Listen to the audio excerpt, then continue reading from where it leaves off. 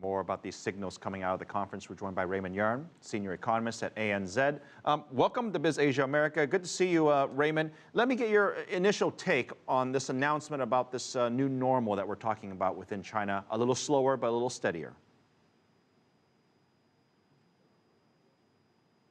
I think the meetings officially adopts this new normal economic framework that has been discussed among the academics and also the government official for a couple of time over the last few months. And now that the overall interpretation of this new normal is that China is no longer an economy that can sustain a growth rate of 8 to 10%. From now on, the overall growth rate, headline growth rate should trend down. And our forecast is that the government will likely set a lower growth target next year for 2015 from this year 7.5% to next year 7%. And since after this meeting, the government and state council will start to draft the 13th five-year plan. It's very likely that a growth rate of somewhere between 6 to 7% will be adopted as the average growth target over the next few years.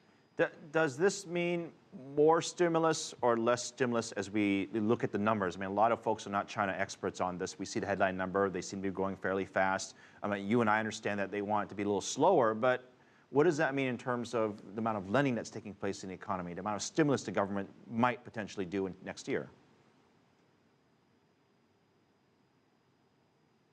I don't think that the government will have a massive fiscal injection to the economy. And the statement from the working meetings basically continue to adopt a prudent monetary policy and also proactive fiscal policy. But the proactiveness of the fiscal policy that we've seen in the past 2 years in a more targeted manner, meaning that the government will continue to push for a reform. And for some of the strategic projects, they will continue to pump money and to boost the investment in those projects.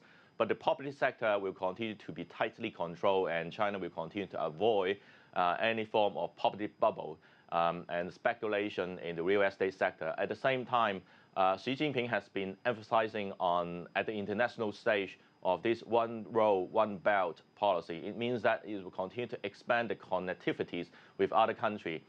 Transportations, be it on the ground transportation, the sea transportation will continue to be a major investment project.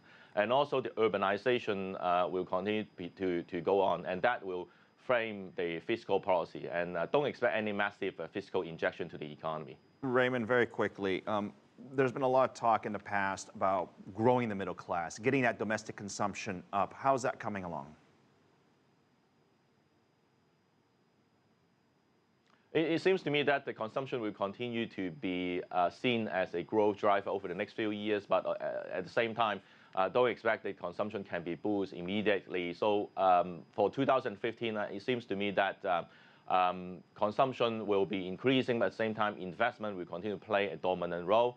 The middle class will be nurtured to sustain the future consumption over the next few years, but that won't happen immediately.